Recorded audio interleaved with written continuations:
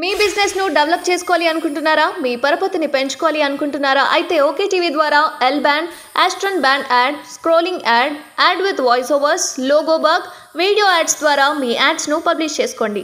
సంప్రదించవలసిన phone number 8520917933. అధ్యక్ష, గౌరవ సభ్యురాలు కవిత గారు మాట్లాడుతూ లెక్కలు పద్దుల వారిగా చెప్పడం జరిగింది. 7 లక్షల కోట్లు ఎక్కడ పోయినాయంటే పలానా దానికి చెప్పని పద్ధతి కూడా జరిగింది. అధ్యక్ష, మరి ఇది ఎక్కడ పోయింది? గ్రోత్ ఎక్కడ బాయే, డెవలప్మెంట్ ఎక్కడ బాయే, స్టాంప్ రిజిస్ట్రేషన్ ఎక్కడ బాయే, 36 కోట్ల ఎక్సైజ్ ఎక్కడ బాయే అంటే అధ్యక్ష, నెట్గా ఆ విధంగా మీరు చెప్తే మీ గొప్పతనం ఏముంది అంటున్నా. మీరు అప్పులు చేసి మేము గొప్పగా చేసినామంటే మీ గొప్పతనం ఏందంటున్నా, ఎట్లా సమర్థించుకుంటారు అంటున్నా. అర్థం రీజనింగ్ ఉండాలి కదా. లెక్కలు చెప్పింది కరెక్టే, ఆ లెక్కలు చెప్పింది కరెక్టే. మరి గొప్పగా అద్భుతంగా పరిపాలన చేసినామంటే గడచినటువంటి 10 సంవత్సరాల కాలంలో ధనిక రాష్ట్రం పోయి అలా 7 లక్షల కోట్లు అప్పు. ఈ 7 లక్షలే కాకుండా కరెంటుకు సంబంధించి మళ్ళీ 80,000 కోట్లు. అధ్యక్ష, మీరు 5 ఏళ్ళు మంత్రినే, తుమ్మల 5 ఏళ్ళు మంత్రినే, అధ్యక్ష 5 ఏళ్ళు మీరు బాధ్యులేనే. అధ్యక్ష, మీరు అన్నారు కాబట్టి ఉదాహరణ చెప్తున్నారు. ఇంతకుముందు గౌరవ సభ్యులు మాట్లాడుతూ అంటే గొప్పలు చెప్పుకుని ఎట్లుందంటే కేజీ టు పీజీ స్కూల్స్ని మాట్లాడింది. గౌరవ సభ్యులు ఇద్దరు ముగ్గురు మాట్లాడింది. కేజీ టు పీజీ స్కూల్ సంబంధించి మొత్తము 1000 కేజీ టు పీజీ స్కూల్స్ ఉన్నాయి. దానికి మొత్తం 4 లక్షల విద్యార్థులు ఉన్నారు. 4 లక్షల మంది ఉన్నారు. 5 లక్షలు 4 లక్షలు 5 లక్షలు ఉన్నారు. అంటే మొత్తం గవర్నమెంట్ స్కూల్స్లో 1వ తరగతి నుంచి 10వ తరగతి చదువుతున్న వాళ్లకు 25 లక్షల మంది ఉన్నారు. అధ్యక్ష, మీరు అడిగింది కాబట్టి చెప్తా ఉన్నా. మొదటి కలెక్టర్ కాన్ఫరెన్స్లో ఆనాటి గౌరవ ముఖ్యమంత్రి కేసీఆర్ గారి నాయకత్వంలో మంత్రిగా ఉన్న మొదటి కలెక్టర్ కాన్ఫరెన్స్లో విద్యకు సంబంధించి కేజీ టు పీజీ వచ్చిన సందర్భంలో ఆనాడు నేను ఇండస్ట్రీస్ మినిస్టర్గా ఉన్నా. ఇండస్ట్రీ మినిస్టర్ నుండి నా టర్న్ వచ్చినప్పుడు I requested all the district collectors kindly spend this CSR funds, corporate social responsibility funds for the development of the education చెప్తూ ఎట్లా చెప్పినా పిల్లల గ్రామీణ వాతావరణంలో పిల్లలకు ఇంట్లో చదువుకునే వాతావరణం ఉండదు.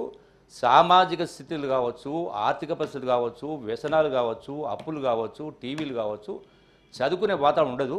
కాబట్టి పిల్లల్ని పొద్దున్నే 7ంటికే స్కూల్కు రప్పించి సాయంకాలం 7 వరకు రిటైన్ చేయండి. ఈ గ్యాప్ పీరియడ్ ఏదైతే ఉంటుందో 7 నుంచి 10 వరకు గవర్నమెంట్ టీచర్స్ ఉండరు, సాయంకాలం 4 నుంచి 7 వరకు గవర్నమెంట్ టీచర్స్ ఉండరు. ఈ 3 గంటలు 6 గంటల కాలంలో గ్రామంలో ఉన్నటువంటి చదువుకున్నటువంటి నిరుద్యోగ యువత ఉంటుందో వాళ్ళని సెలెక్ట్ చేసి నెలకు వాళ్ళకు కొంత పారితోషికం ఇస్తూ వీళ్లకు హోంవర్క్స్ కానీ బుక్స్ కానీ చెప్పించే కార్యం చేస్తే, అట్లాగే సాయంకాలం పూట కూడా 1 గంట ఆటపాట ఆడించి హోంవర్క్ చేస్తే it is that becomes as good as residential school, without spending so much of money. ఇది అని ఆ మాట ఏమన్నా ఒక మాట అనా అది మాట్లాడుతూ చివరగా వాళ్ళకు పొద్దున్నే ఉన్నదేదో కలియో గంజో దాకొస్తారు అన్న. మరి ఆనాటి ముఖ్యమంత్రి గారు నేను మాట్లాడిన సబ్జెక్ట్ పక్కకు పెట్టేసి అదేంటండి ఎట్లా మాట్లాడతారు కలియో గంజ అంటారు అంది అంటే తప్ప. ఈరోజు కూడా నేను కలి తాగుతా, అంబలి తాగుతా, జొన్న రొట్టె తింటా. నేను చెప్పిన సబ్జెక్ట్ ఏంది అంటే మీరు పెట్టిన ఎన్ని వేల కోట్లు ఖర్చు పెట్టినరు, ఇది చేసినట్టు ఎన్ని లక్షల మందికి ఉపాధి జరిగేది అంటే ప్రతి విషయంలో కూడా ఆర్భాటం ఎక్కువ, ప్రచారం ఎక్కడ, రిజల్ట్ శూన్యం. ఇలా కాళేశ్వరం గురించి మాట్లాడినరు, ఇంత గొప్ప ఖర్చు పెట్టినరు. కాళేశ్వరం సంబంధించి కూడా స్పష్టత ఉంది. 1000 కోట్ల రూపాయలు ట్రాన్స్పరెన్సీ. ప్రతి విషయంలో ఇట్లే ఉన్నా. గవర్నమెంట్ జవాబు చెప్పేటప్పుడు చెప్పండి. ఇప్పుడు క్లారిఫికేషన్ కూడా వాళ్ళ మంత్రి గారు ఉన్నప్పుడు అడగండి. ఇప్పుడు ఎందుకు రేపు ఇప్పుడు ఫైనాన్స్ మినిస్టర్ వచ్చి చెప్తాడు కదా.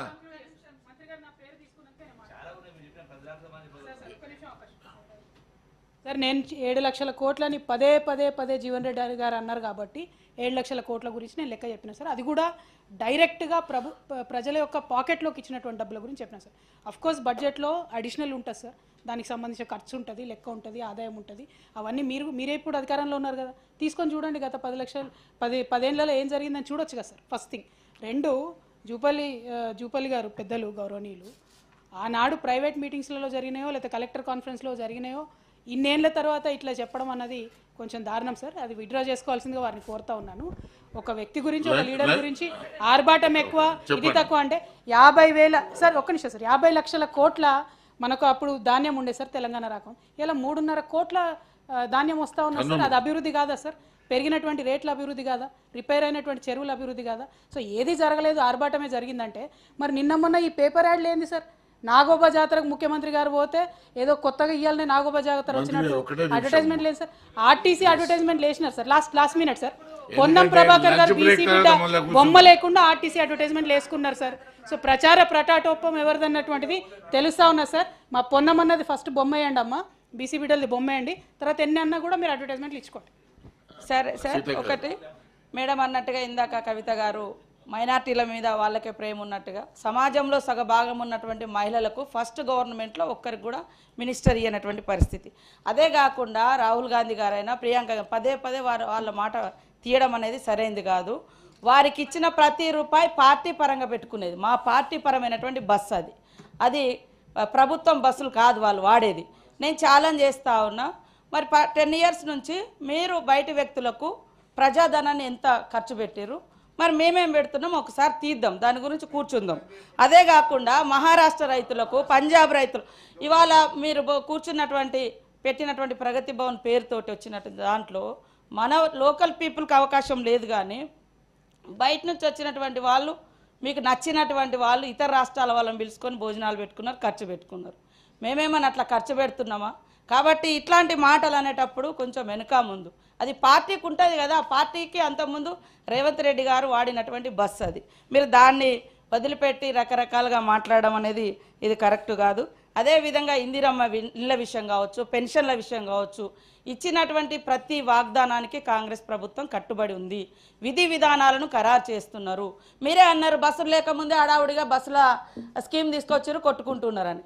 ఇట్లాంటి అన్నిటివి కూడా ఎక్స్పీరియన్స్గా తీసుకొని వాటన్నింటి అనుభవాల నేపథ్యంలో ఒక్కొక్కటి వస్తుంది. 100 డేస్లో మిగతా 6 గ్యారంటీలు ఏదైతుందో అవన్నీ వస్తాయి. ఖచ్చితంగా ఎన్ఆర్ఈజీఎస్ కూడా ఆ రోజు యూపీఏ గవర్నమెంట్ సోనియమ్మ గారి నాయకత్వంలో మన్మోహన్ సింగ్ గారు పెట్టినటువంటి దాని ప్రకారమే మనకు ఫండ్స్ వస్తాయి. ఆ ఫండ్స్ను స్టేట్ షేర్ను కలిపి వచ్చే బడ్జెట్లో ఉంటుంది. కాబట్టి ఎన్ఆర్ఈజీఎస్ ఎక్కడ విస్మరించలేదు సార్.